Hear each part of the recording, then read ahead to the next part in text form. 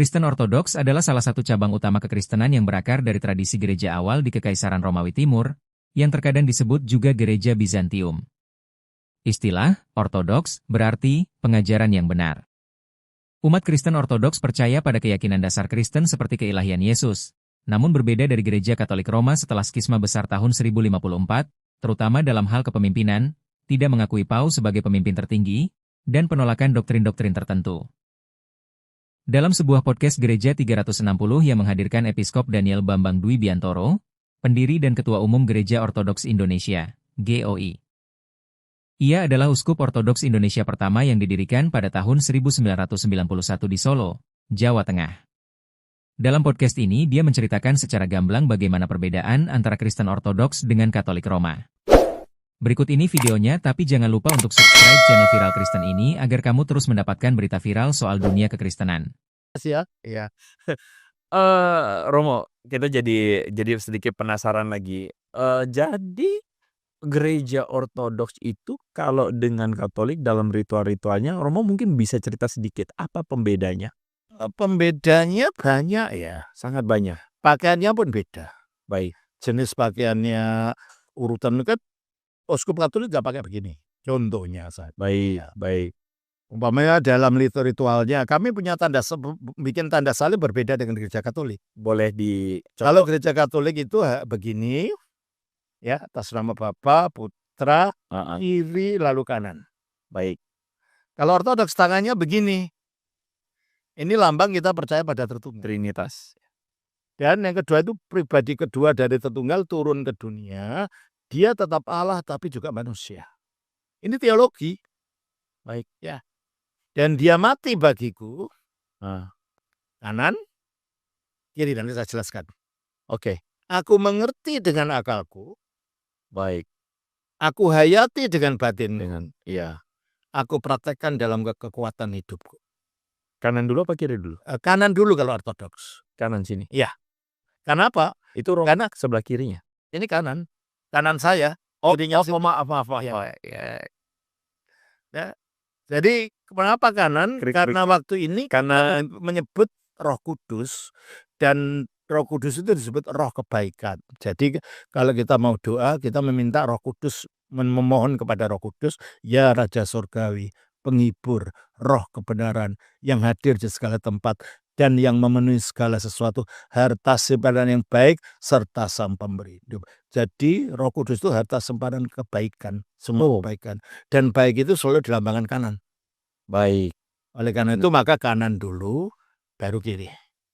Apakah ketika melakukan itu, tadi kan Romo recite semua itu tadi Roh Kudus dan semuanya. Apakah seorang Ortodoks akan merisatnya sama? Iya, begini dulu, lalu mengucapkan doa ini. Oh, baik. Itu pembukaan setiap doa Ortodoks. Dimulai meminta Roh Kudus dulu. Ya Raja Surgawi penghibur. Ya, karena Parakletos. Parakletos. Jadi karena apa? Kita tidak bisa berdoa dengan baik tanpa Roh Kudus. Jadi kita minta Roh Kudus supaya doa kita benar. Nah, itu yang saya bilang kekayaan teologis yang di-preserve. Ya, dan itu indah. Iya. Nah, terus perbedaan lagi. Kalau doa pribadi di rumah, itu biasanya kami doa dengan sujud. Ada sujudnya. Dan sujud ini bukan meniru Islam. Baik. Coba kita baca dulu di dalam kitab Kejadian, mulai dari zamannya Abraham. Ya. Kejadian 24. Ya. Nah, kita ambil beberapa ayat saja, nggak usah semuanya. Kejadian 24 ayatnya yang ke-24. Tolong bacakan. 24 Kejadian. Iya, Kejadian. Kejadian 24 ayat 24. Ayat 24 itu 26. Oke, 26 betul. Lalu berlututlah orang itu sujud menyembah Tuhan. Nah, itu Kejadian. Itu hambanya Abraham ketika diutus oleh tuannya untuk meminang Ribkah untuk Iska. Dan setelah bertemu dia bersyukur kepada Allah dan dia berdoa dengan berlutut dan sujud. Jadi itu gestur yang sangat amat clear menggambarkan bagaimana Dan hati. Ya. Dan itu dipertahankan. Iya, sampai sepanjang segala abad, mulai dari Adam, mulai Abraham, Dan kita lihat sampai zamannya Ezra. Coba kita lihat Ezra. Kitab Ezra pasalnya yang ke-8, ayatnya yang ke-16. 8:16. Ezra 8:16.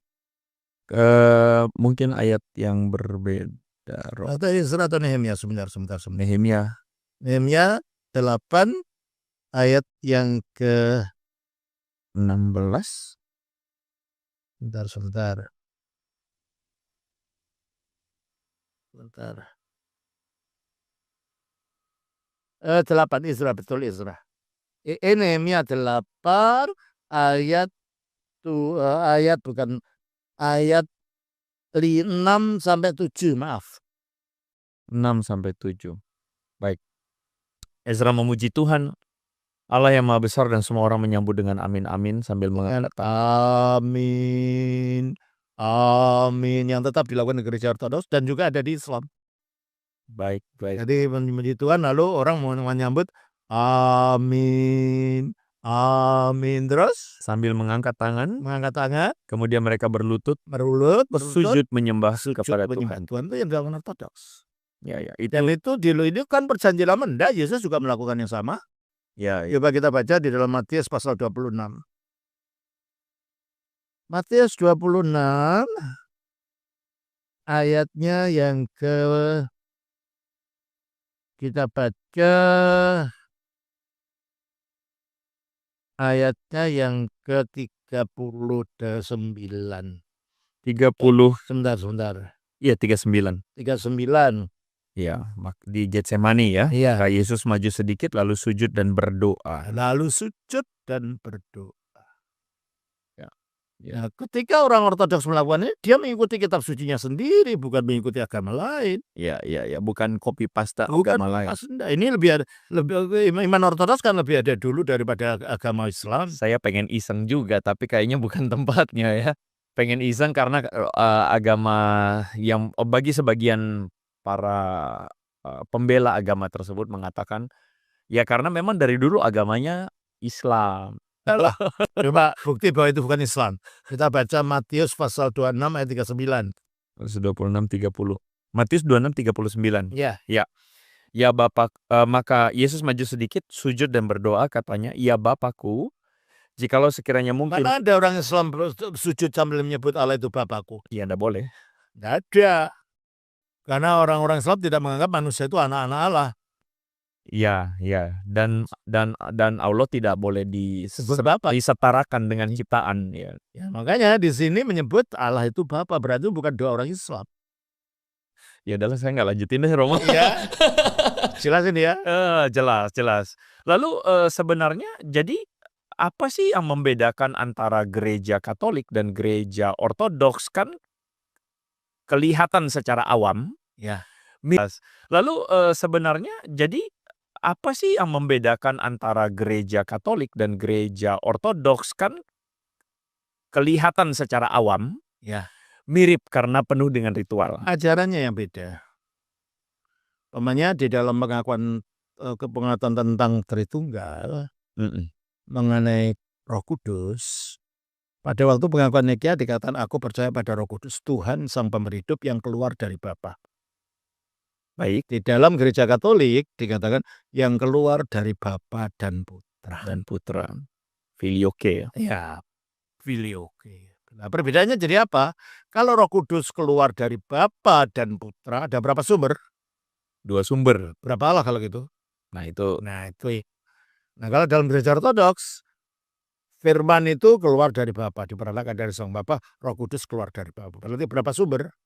1. Jadi keesaan Allah tetap terjaga gitu. Iya. Jadi ada struktur-struktur itu yang tidak kelihatan sesimpel itu. Iya. Tapi implikasi teologisnya diperluas panjang lagi. Sampai sekarang ada sih dialog antara gereja Ortodoks dan gereja Roma Katolik sampai sekarang belum bisa terselesaikan. Iya, karena akar tradisinya memang berpisahnya lama ya. Iya. Dan yang kedua adalah kedudukan Sri Paus. Baik. Dalam gereja Ortodoks, ya Sri Paus memang diakui sebagai yang pertama. Tapi di antara mereka yang sederajat. Jadi yang diibaratkan apa ya, yang diutamakan, yang dihormati, begitu ya? Ya umpamanya ada beberapa anak. Yang anak sulung yang pertama, tapi kan sederajat ya anak-anak semua. Ya, itu bagi pandangan gereja Ortodoks. Sementara gereja Barat menganggap Sri Paus itu sebagai satu-satunya pimpinan gereja penggantinya Petrus. Ya. Sementara gereja Ortodoks Petrus itu sebelum ke Roma sudah di Yerusalem. Berarti patriark di Yerusalem juga pengganti Petrus.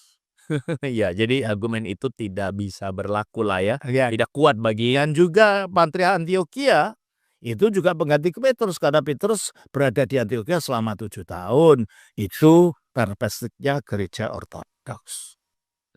Dan menurut gereja Ortodoks, Paus pertama di Roma itu bukan Petrus, tetapi Linus. Memang yang mentabiskan Petrus dan Paulus.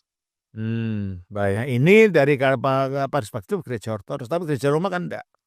Baik. Jadi Ya. kita tetap menghormati kedudukan Sri Paus sejauh Sri Paus itu memang patriark untuk gereja Barat. Ya. Untuk wilayah-wilayah. Bagaimana Sobat Viral Kristen? Dari pembahasan di atas jelas jikalau Kristen Ortodoks adalah kekristenan yang murni yang sudah ada sejak awal gereja mula-mula sedangkan gereja Katolik Roma sudah tercampur dengan kepentingan negara. Share pendapatmu di kolom komentar.